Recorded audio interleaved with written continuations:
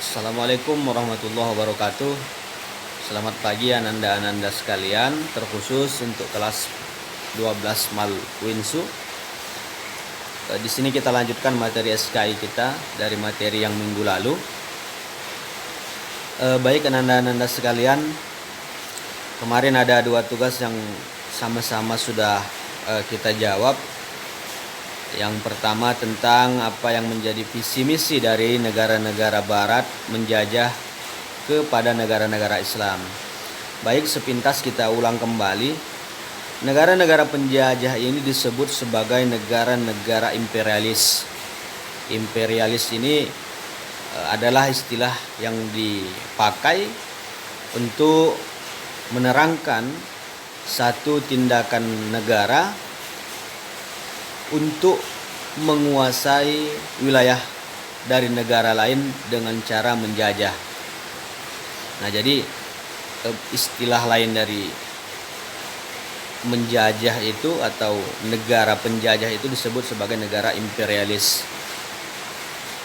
Gerakannya atau paham yang mereka anut itu disebut dengan imperialisme, yakni satu paham di mana satu negara harus menguasai wilayah dari negara yang lain dengan cara menjajah.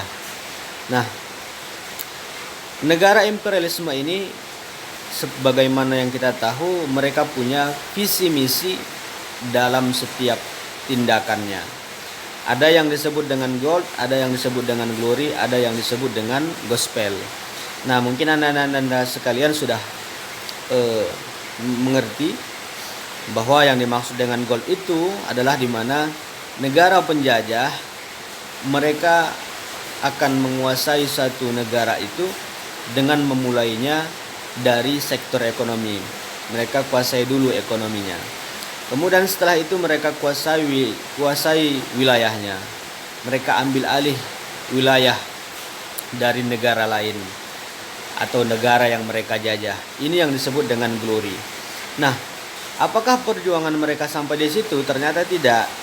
Bahwa negara-negara imperialisme tidak hanya menginginkan harta benda, tidak hanya menginginkan kekuasaan atau wilayah, tetapi lebih daripada itu. Ternyata negara imperialisme atau negara penjajah, mereka juga menginginkan manusia yang mereka jajah.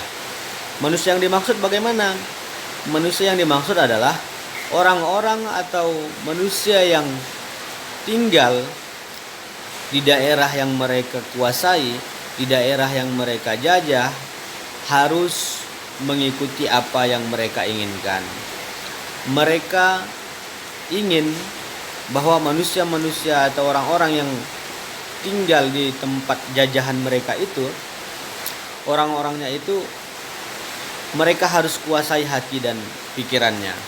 Nah, menguasai hati dan pikiran ini disebut dengan gospel, di mana negara penjajah atau negara imperialisme tadi, dia tidak hanya menguasai ekonomi, tidak hanya menguasai politik, tetapi juga akan menanamkan kepercayaan kepada negara yang mereka jajah.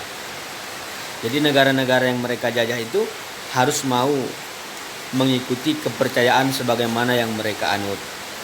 Nah, dengan kata lain, puncak dari imperialisme bukan menguasai harta benda, bukan menguasai wilayah, tetapi inti dari gerakan itu adalah gospel, yakni menanamkan kepercayaan. Dengan kata lain, negara yang menjajah dikatakan dia berhasil menjajah apabila dia mampu menanamkan kepercayaan baru, apabila dia mampu mengajak atau mempengaruhi negara yang mereka jajah itu untuk mengikuti kepercayaan yang mereka anut.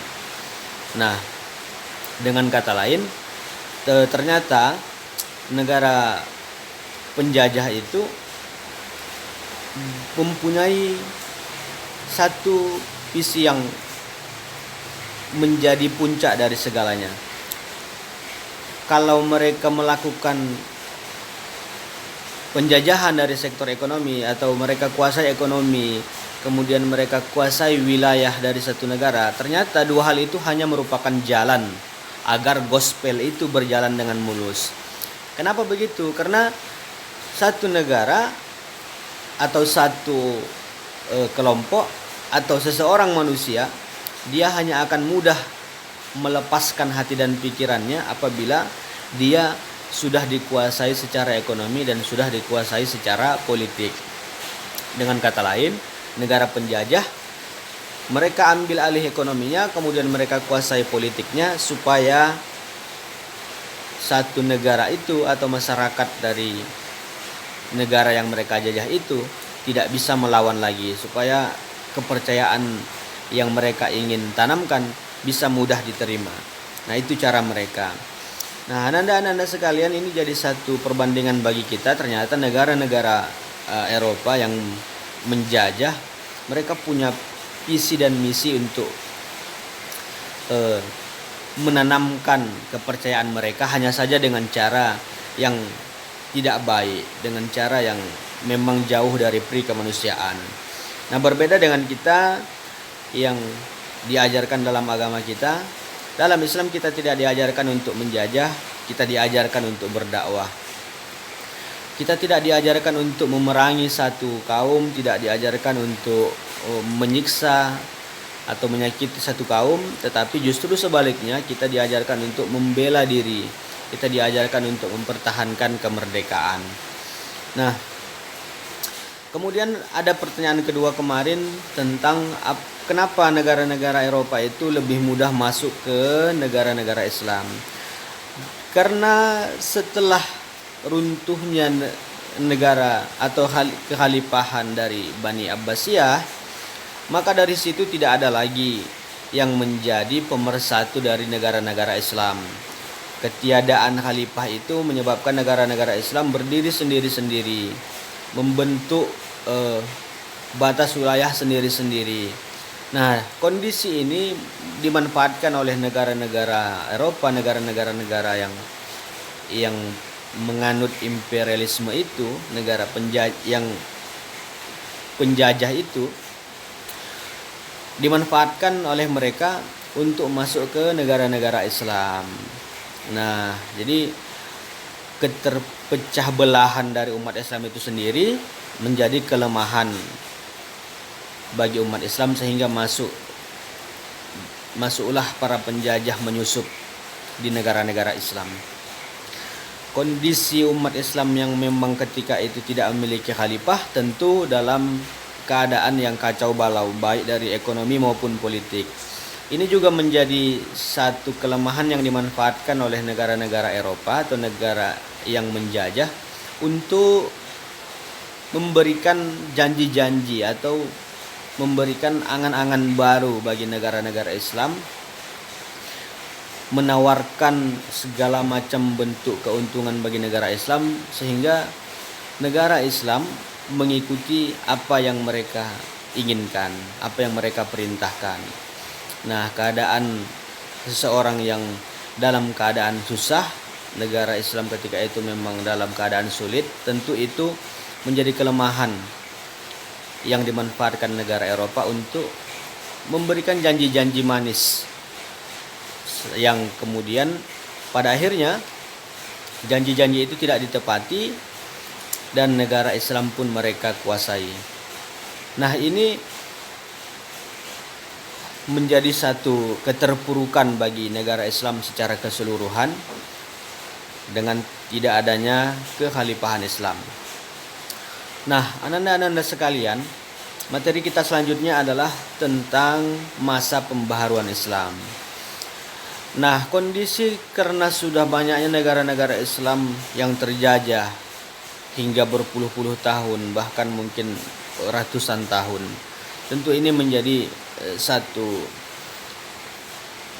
fenomena yang cukup riskan bagi keadaan umat Islam, sehingga pada akhirnya muncullah tokoh-tokoh yang kemudian menyadarkan umat Islam agar bangkit dari keterpurukan, agar melawan segala bentuk penjajahan. Siapa tokohnya, bagaimana bentuk gerakannya, nanti akan segera kita bahas. Namun untuk tugas minggu ini, silahkan Ananda tuliskan apa definisi dari masa pembaharuan Islam. Nah, seperti biasa, tugasnya dikirim melalui Classroom dan kita akan lanjutkan materinya lagi di minggu depan. Assalamualaikum warahmatullahi wabarakatuh.